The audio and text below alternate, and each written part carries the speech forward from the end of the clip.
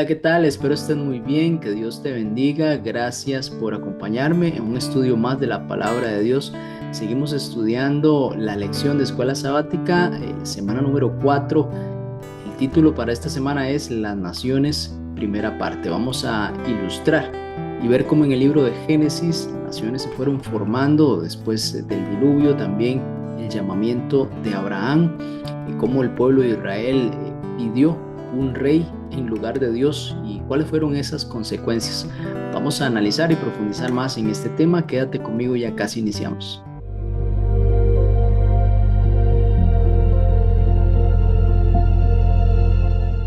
Bien, gracias por acompañarme. Iniciemos con una oración.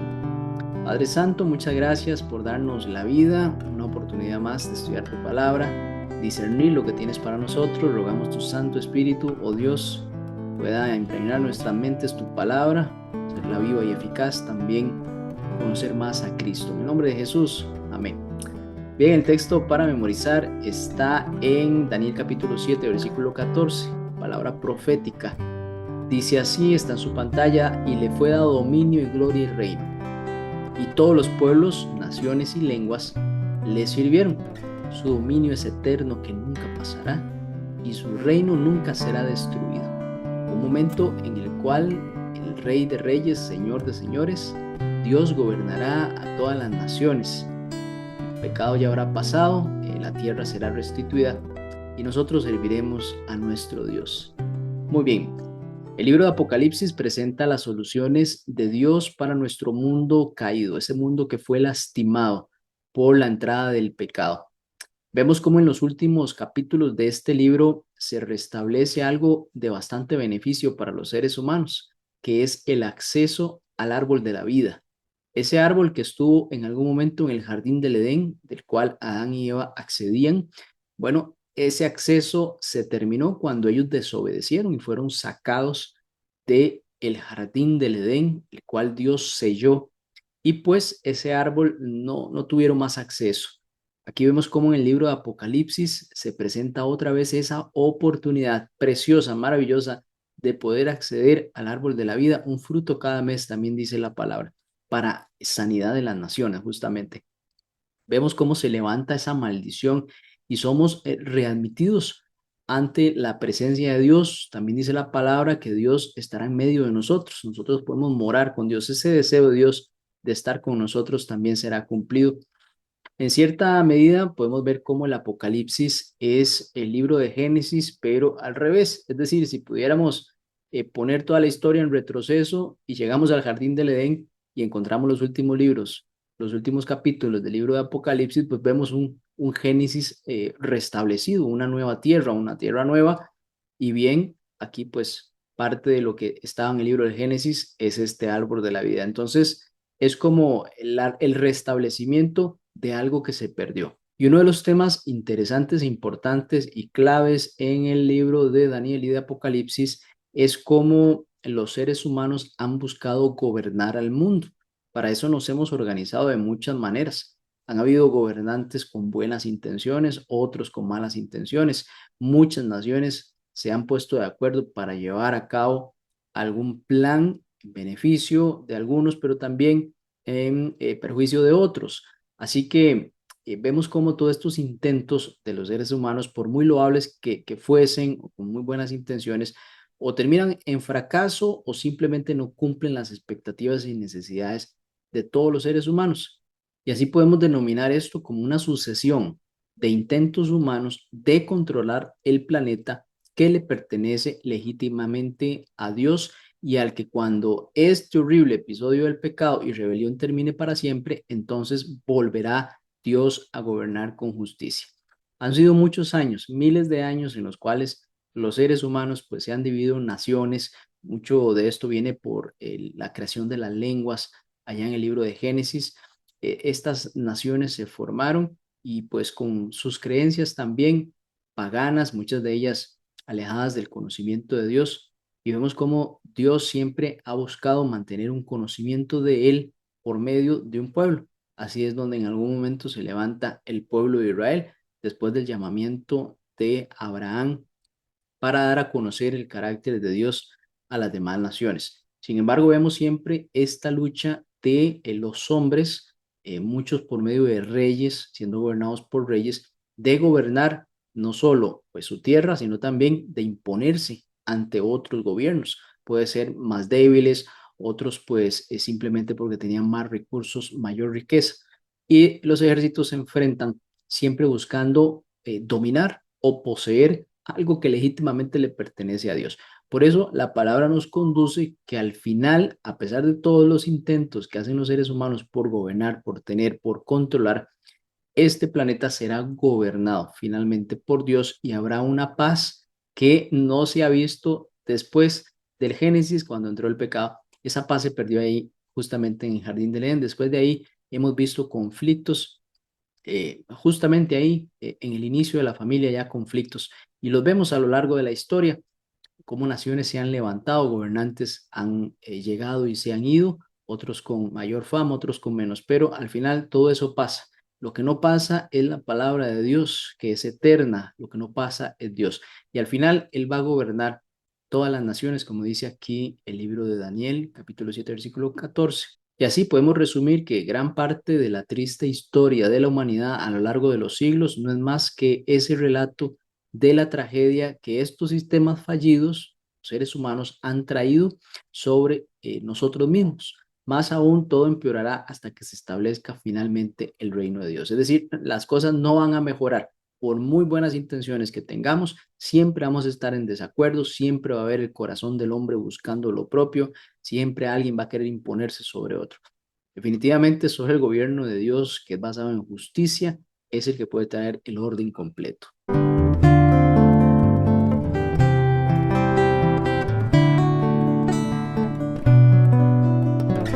Muy bien, el Edén fue creado como el lugar ideal para los seres humanos. Ahí dice la palabra que Dios puso al hombre ahí en el jardín del Edén para que se desarrollara, tuviese esa comunión, esa relación personal con Dios, se desarrollara como ser humano junto con su esposa Eva. Cuando entró el pecado, lamentablemente Dios no tuvo más remedio que retirar a la humanidad de este lugar especial donde Dios lo había puesto y también impedirle el acceso al árbol de la vida.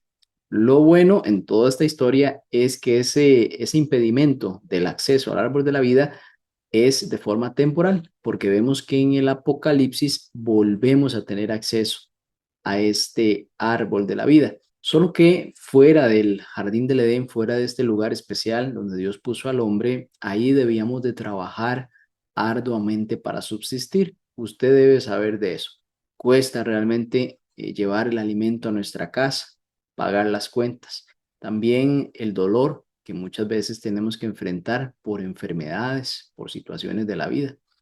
La vida se hizo definitivamente mucho más difícil, ya que pues tuvimos que convivir con elementos que eran extraños, la muerte misma, un elemento extraño del cual pues nosotros no logramos acostumbrarnos. Debemos de obtener el alimento con el sudor de nuestra frente, esto según Génesis capítulo 3, versículos 16 al 19. Entendemos también cómo nuestros primeros padres, Adán y Eva, confiaron en que el rey legítimo, Dios soberano, les iba a proveer también de un camino del regreso al Edén. Aquella promesa en Génesis 3:15, pues ellos la guardaban en su corazón y veían esa posibilidad de acceder de nuevo al árbol de la vida. Por eso llevaban sacrificios a la entrada de este jardín, anticipando esa redención que Dios les había prometido. Dios había ofrecido esa esperanza después de la entrada del pecado, después de la desobediencia. Vamos a leer Patriarcas y Profetas, páginas 46 y 47. Dice, el jardín del Edén permaneció sobre la tierra mucho tiempo después de que el hombre fuera expulsado de sus agradables senderos. Aquí venían Adán y sus hijos a adorar a Dios. Allí renovaban sus votos de obediencia a esa ley cuya transgresión los había arrojado del Edén. Cuando la ola de iniquidad cubrió el mundo y la maldad de los hombres trajo su destrucción por medio de las aguas de un diluvio, la mano que había plantado el Edén lo quitó de la tierra. Pero en la restitución final, cuando haya un cielo nuevo y una tierra nueva, se lo ha de restaurar más gloriosamente embellecido que al principio. el lenguaje de patriarcas y profetas. Vea qué bonito este escenario, este jardín, este lugar especial que Dios diseñó para poner allí al hombre, pues estuvo por muchos años y Adán junto con sus hijos llegaban pues a renovar votos de obediencia, sabiendo las consecuencias del pecado y por qué habían estado ahí expulsados, queriendo en algún momento regresar. La maldad se multiplicó, como entendemos antes del diluvio, y pues Dios dispuso de este lugar, pero tenemos esa esperanza. Lo bonito de la palabra de Dios es que a pesar de ver estas situaciones difíciles, lamentables, Dios siempre nos da esperanza. Así que vamos a poder acceder nuevamente a este lugar. Sería precioso contemplar este jardín, este lugar especial de Dios nuevamente, dice aquí, más embellecido. Y pues obviamente esto está sustentado en el libro de Apocalipsis, cuando se presenta ahí esa tierra nueva. Y en el interín, pues hombres y mujeres fundaron algunas naciones buscándole a las soluciones humanas, a la necesidad diaria de cada uno de nosotros de, pues, de querer organizarnos, de querer también impartir justicia muchas veces, porque los hombres se iban a imponer contra otros. Y entonces, de esta forma, pues nacen las ciudades, los estados, con la intención de disfrutar de una vida más fácil. Necesitamos organizarnos de alguna forma y tal vez recuperar lo que se perdió en el Edén. También nosotros heredamos algunas características de Dios como creadores. Al ser humano le gusta crear cosas. Eso viene de un Dios creador, es decir, fuimos creados a imagen y semejanza y por ende nosotros también buscamos crear. Así también el hombre pues buscó crear su lugar de vivienda, su lugar donde podía organizarse, estableció reinos y también pues esto a su vez trajo otros problemas, otras complicaciones que hasta el momento los tenemos que resolver. Y para lograr esto pues surgieron algunos líderes. El liderazgo siempre es un aspecto importante en la organización de los seres humanos. Sin embargo, vemos un liderazgo que nace en la persona de Nimrod.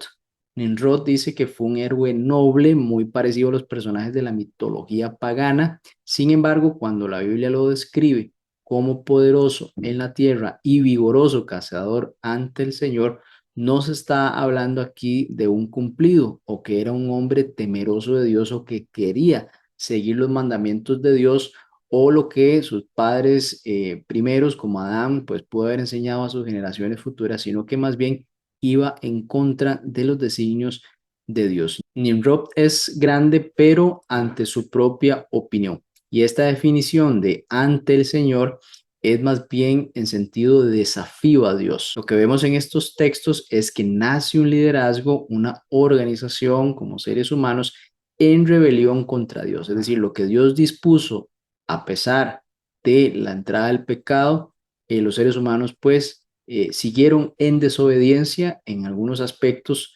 de forma en la cual se le pudo denominar como rebelión, y esto pues se arrastra hasta nuestros días y llegará a su fin en algún momento.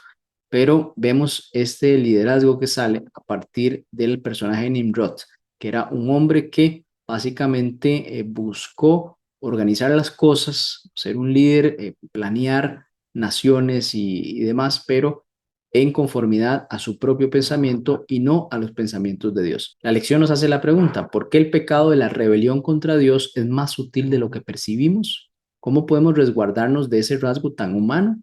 Quizá podemos entenderlo como un rasgo progresivo. De pronto, algún tipo de desacuerdo nos va llevando a ese distanciamiento hacia Dios y pues llegamos después a una completa rebelión, como en este caso se presenta la figura de Nimrod.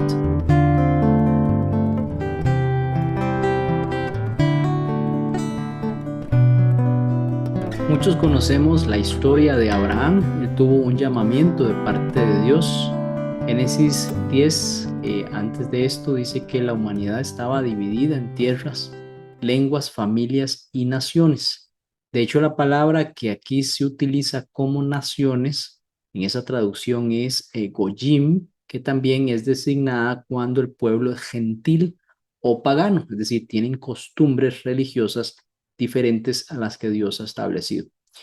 Una vez que esto se ha dado, casi inmediatamente en el relato bíblico de este concepto, Dios hace un llamamiento a Abraham, un hombre, un hijo de Dios que estaba en medio de toda esta cultura pagana, le pide que salga de una de esas naciones para entonces diferenciar la nación con la que Dios iba a construir a partir de Abraham de las otras naciones.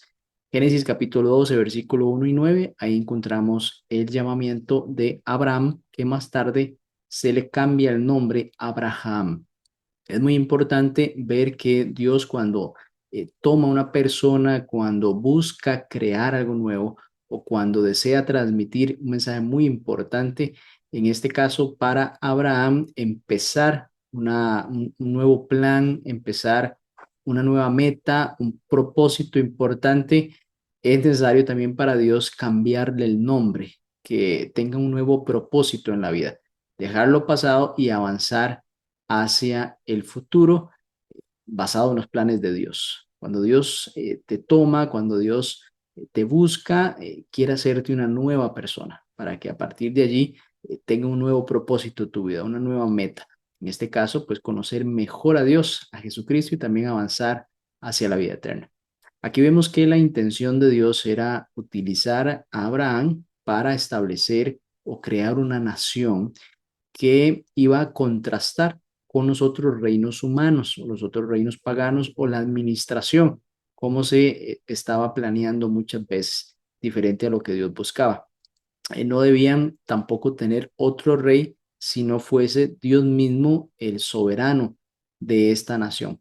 De esta forma, el pueblo debía ejemplificar lo que sucedería si la raza humana regresaba a su creador. Es decir, era el ejemplo perfecto de que se podía vivir debajo de los designios de Dios para una vida buena, para tener una vida pues no solo en santidad, sino también en bendición. En Deuteronomio capítulo 4, versículos 5 al 9, hay algunas declaraciones o guías del por qué el pueblo de Israel iba a ser diferente y cuál era el propósito. Dice el versículo 5: Mirad, yo os he enseñado estatutos y decretos, como Jehová mi Dios me mandó, para que hagáis así en medio de la tierra de la cual entran para tomar posesión de ellas. Dice, guárdalos pues y ponlos por obra, porque esta es vuestra sabiduría y vuestra inteligencia ante los ojos de los pueblos, los cuales oirán todos estos estatutos y entonces dirán, ciertamente este es pueblo sabio y entendido, nación grande es esta. Porque qué nación grande hay que tenga dioses tan cercanos a ellos como lo está Jehová nuestro Dios en todo cuanto le pedimos. Y qué nación grande hay que tenga estatutos y juicios justos como es toda esta ley que yo pongo hoy delante de vosotros. Entonces, basados en estos versículos, vemos cómo los otros pueblos se iban a fijar en el pueblo de Dios y iban a decir, no hay nación como esta. Y claramente, al no haber nación como esta tan próspera, guiada por Dios, bendecida por Dios, los otros iban a querer seguir también a ese Dios. Pero sucedía lo opuesto. Estos hombres que estaban siendo parte del pueblo de Dios, el pueblo de Israel, se iban más bien a las otras naciones y practicaban o adquirían esas costumbres. Y no era pues lo opuesto.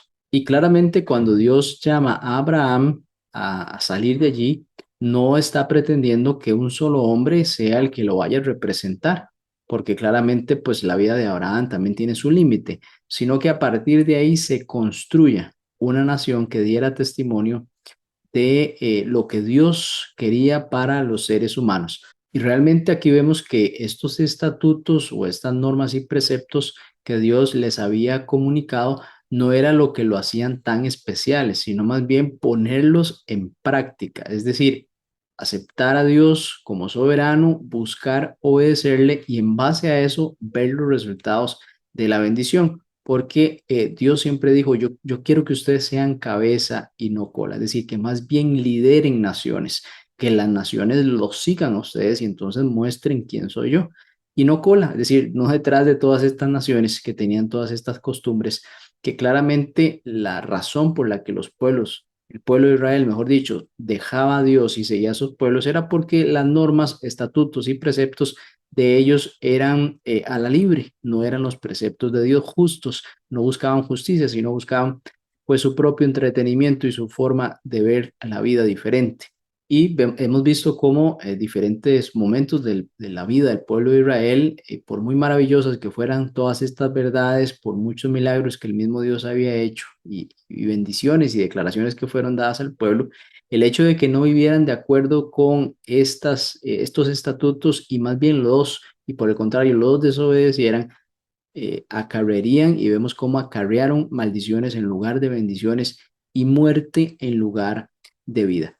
La lección nos hace la pregunta, ¿cómo se aplica hoy a nosotros, los adventistas, los hijos de Dios o cristianos, el mismo principio a saber que es necesario obedecer la verdad además de conocerla? Yo creo que la iglesia tiene mucha verdad, mucha información. Qué importante es no solo saber que existe, pues almacenarla, sino también buscar ponerla en práctica.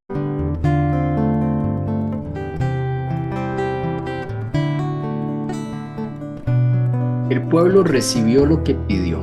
En 1 Samuel capítulo 8 versículos 4 al 18 se muestra cómo el pueblo empezó a envidiar los reyes de otras naciones. Es decir, ellos querían tener un rey que les gobernara, así como otras naciones paganas justamente pues tenían un rey y ese rey les decía qué debían hacer, para dónde tenían que ir, cuál batalla debían de librar.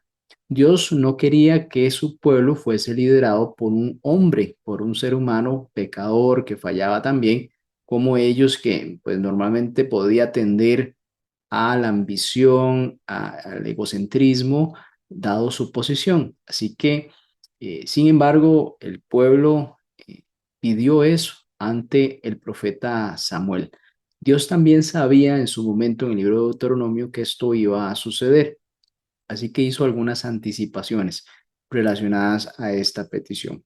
Ahora, es importante señalar que el hecho de que el pueblo de Israel pidiera un rey, esto iba a implicar que el pueblo estaba rechazando a Dios como su gobernante directo. Lo tendría más bien como un consejero, no como su rey o quien dirigía a la nación.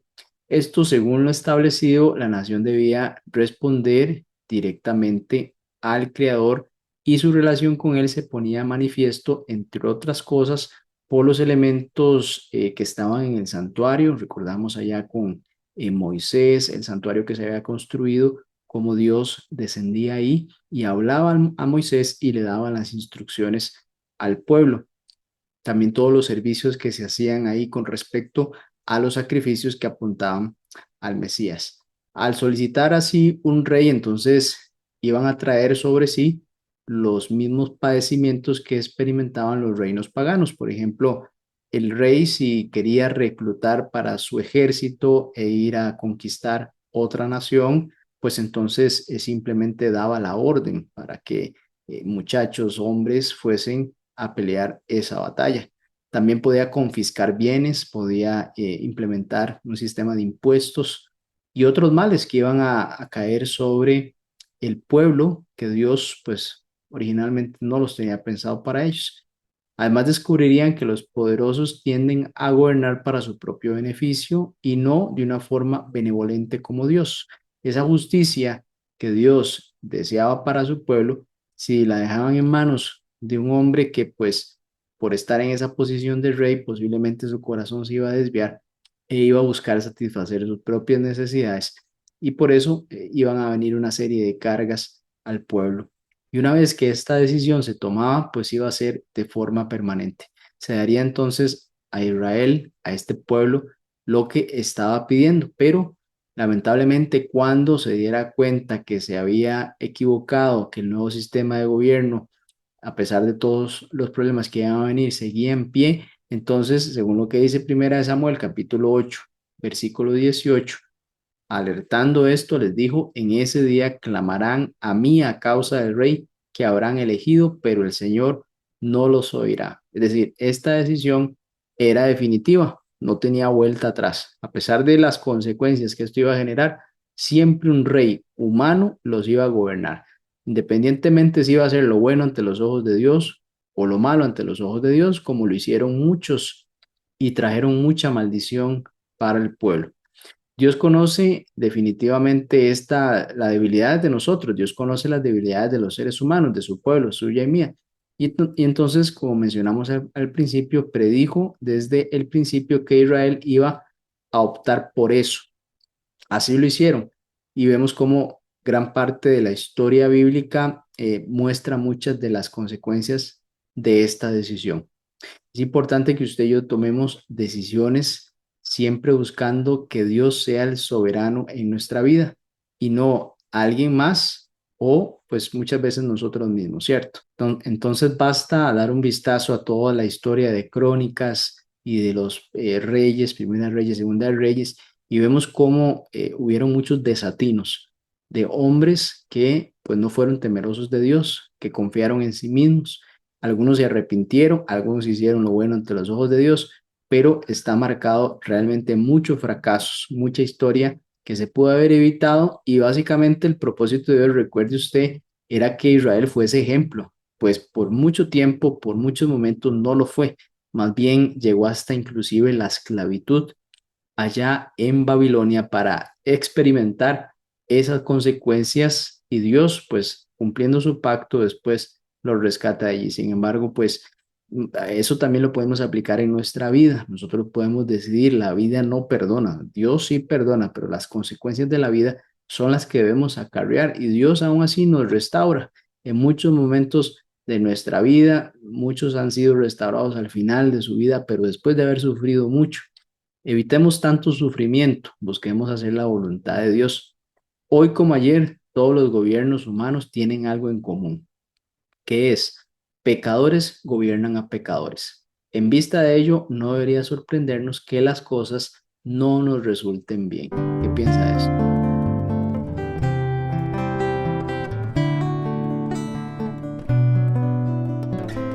Hay una petición que le hace Jesús a sus discípulos en Mateo capítulo 20, versículos 25 al 28. Dice, entonces Jesús llamándolos les dijo, sabéis que los gobernantes de las naciones se enseñorean de ellas y los que son grandes ejercen sobre ella potestad. Aquí vemos la figura de un rey. Muchas veces el pueblo de Israel tuvo este rey. En el momento en el que Jesús estaba hablando, pues el pueblo judío estaba bajo el dominio romano, es decir, había un César que se enseñoreaba de esa posición y también gobernantes que pues, por su posición establecían normas y debían de someterse las personas a esas normas, no solo las del César, sino también a los gobiernos más locales. En este caso, Jesús le está diciendo que esta figura de rey, pues normalmente hacen esto, se enseñorean de esas naciones que gobiernan. Pero aquí hay una particularidad pues algo diferente les está pidiendo a ellos. Dice, mas entre vosotros no será así, sino que el que quiera hacerse grande entre vosotros será vuestro servidor y el que quiera ser el primero entre vosotros será vuestro siervo. Basado en el principio y en el hecho de que en el 28 dice, como el Hijo del Hombre no vino para ser servido, sino para servir, para dar su vida en rescate por muchos.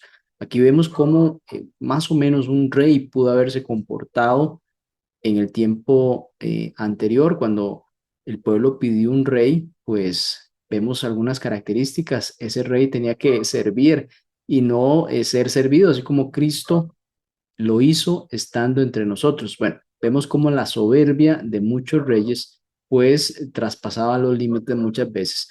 Así que en este caso, este mismo ejemplo de reyes, independientemente si eran del pueblo de Israel u otros, muestra cómo buscaban enseñorearse de quienes ellos gobernaban. Y la manera en que Dios se relacionó con el pueblo de Israel también ilustra cómo se relacionó con la iglesia cristiana. Muchos de los errores que se cometieron allá en Israel, que fue entremezclarse también la parte espiritual con la parte política, fueron también algunos aspectos que la iglesia cristiana también utilizó, especialmente cuando tuvo algunos problemas importantes por solucionar y no lo lograban a nivel de iglesia, sino que por el tiempo de Constantino, cuando llegó este emperador a gobernar, había persecución en la iglesia cristiana. Constantino detuvo esa persecución. Parece que eso definitivamente es una bendición o fue una bendición para quienes eran perseguidos. Sin embargo, eso debió de haber quedado en ese nivel. Pero la iglesia también vio a bien incluir a Constantino en decisiones religiosas. Por decirlo así, le delegaron autoridad para dirigir y para, pues, guiar algunos temas que eran controversiales en aquel tiempo. La lección anterior nos mencionaba cómo Constantino, pues, hizo un concilio en el cual muchos cristianos tuvieron que llegar para discutir algunas doctrinas de la iglesia, cuáles debían ser aceptadas o no. Bueno, basado en esos, pues, buenas intenciones de poder organizar todo el tema de la iglesia, la parte política, la cual representaba Constantino, se inmiscuye en elementos religiosos o en elementos espirituales y a su vez entonces permite también algunas u otras herejías que permanecieron durante mucho tiempo. Ahora, el problema no fue en sí, porque Dios siempre iba a mantener pura la palabra. El problema es que después se iba a perseguir otra vez al pueblo de Dios, especialmente en la Edad Media, por ir en contra de esas herejías que se establecieron en aquel momento. Otras fueron aclaradas, pero en realidad el problema fue que la parte política se metió ahí, se le dio poder a la parte política para perseguir elementos o personas que fuesen contrarias al pensamiento cristiano del entonces o religioso, y así pues las cosas no salieron a bien. En este aspecto, ¿cómo podemos comparar la iglesia cristiana, la iglesia temprana en los tiempos de Constantino con las del pueblo de Israel? Básicamente esa mezcla de poder político con poder religioso no trajo buenos resultados. Y lejos de utilizar esta figura que utilizó Jesús para enseñar a sus discípulos, como fue de servidor y no ser servido, esta principalmente se fue quedando y pues las figuras que tenían el liderazgo lo que buscaban era ser servidos, es decir, que todos fueran en función a lo que ellos querían. Al igual que el antiguo Israel, muchos de los capítulos más oscuros de la historia cristiana entonces son el resultado directo del compromiso que adquirió la iglesia con el mundo, es decir, se cedieron principios para obtener algún tipo de tranquilidad o consenso cuando la palabra de Dios no se puede negociar, no se puede cambiar.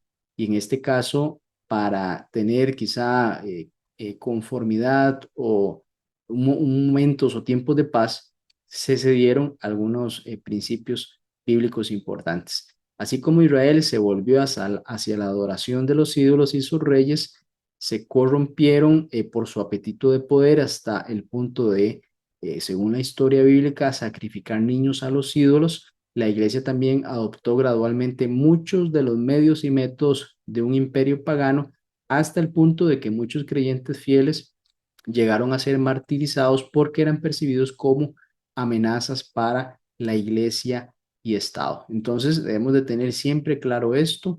La iglesia y el Estado deben mantenerse separados. En el momento en que se unen, la iglesia utiliza el Estado para perseguir a los que piensan diferente.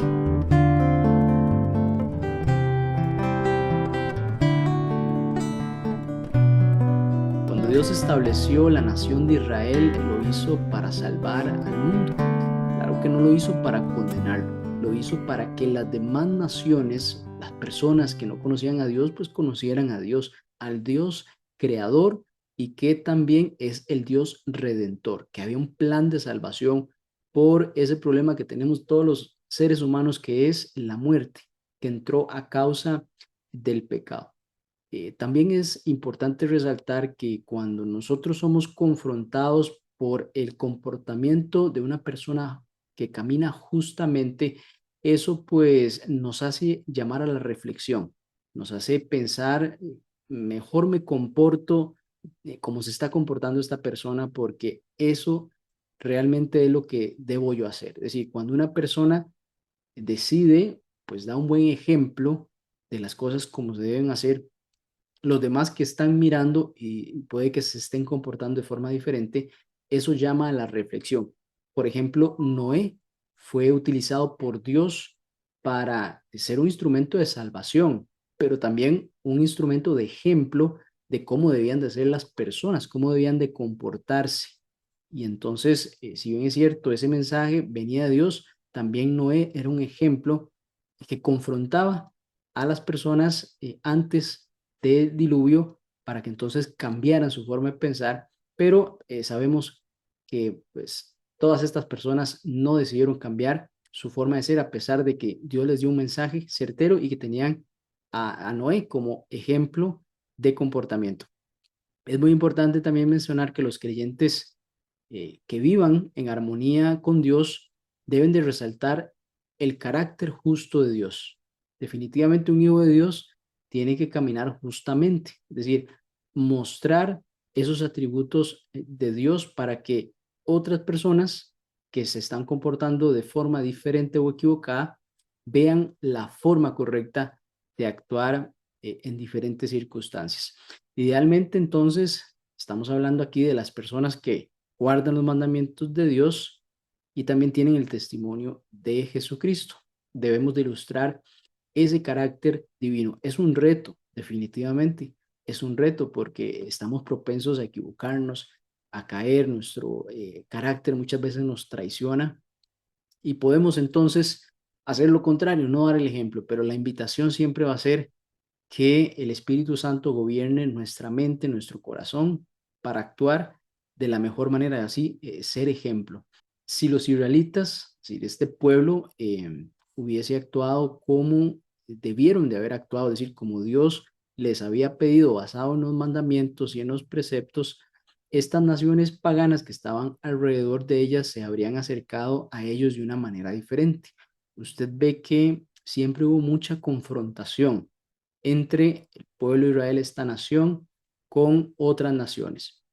Bueno, definitivamente el no haber dado un buen ejemplo o no haber seguido instrucciones de Dios precisas, pues eso comprometía mucho la relación que tenían los demás pueblos con el pueblo de Israel y claramente se perjudicaba esa intención de que conocieran al Dios verdadero. Claramente vemos cómo al final de muchos de estos conflictos, pues al final termina el pueblo esclavizado en Babilonia cuando se dio aquel tema del cautiverio y después fueron liberados, pero realmente eso fue como el acabose de muchas secuencias, de muchas fallas por no seguir los preceptos de Dios. Así que el propósito divino para el establecimiento de esta nación de Israel fue el mismo que tiene la iglesia hoy.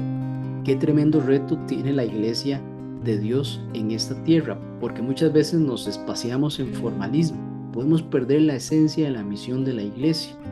También es predicar el evangelio, como no, esa es la misión de la iglesia, pero realmente la primera misión de la iglesia es reflejar a Jesús, es reflejar el carácter de Dios, porque podríamos estar predicando, no lo podríamos estar haciendo de la mejor manera, no pudiéramos estar siendo certeros o no pudiéramos estar utilizando el método de Cristo. Por eso primero la intención de la iglesia debe ser mostrarse como Dios quiso que se mostrara a Israel, como Dios quiere que se muestre un hijo de Dios, y entonces a partir de ahí tener un impacto positivo predicando el evangelio, porque ese sermón básicamente vamos a hacer usted y yo. Así que el llamado que Dios nos hace es ser esa luz en medio de la oscuridad, esa luz que vino a ser Cristo también. Cuando nosotros pedimos la dirección del Espíritu Santo y pedimos ese perfume de Cristo impregnado en nosotros, pues otras personas lo van a notar. Debemos ser luz en medio de las tinieblas, debemos de reflejar esa luz que la trae el Evangelio, que la trae Cristo. Bien, gracias por acompañarme en este estudio. Oremos para terminar. Te damos muchas gracias, Padre, por enseñarnos más de tu palabra, como todas estas representaciones en las cuales las naciones, como las conocemos, y también allá en el tiempo bíblico, pues tienen una importancia en el ámbito profético. Somos parte de culturas, de naciones, de países Y gracias, Señor, porque ese mensaje puede ser llevado a toda nación, tribu y lengua por medio de la misión que nos has dado a la iglesia. Ayúdanos a reflejar a Cristo, a hacer la luz que ilumine por medio de la presentación de tu palabra, de presentar a Cristo a otras personas. En el nombre de Jesús, amén. Muy bien, gracias por acompañarme. Nos vemos la próxima semana si el Señor así lo permite. Hasta pronto.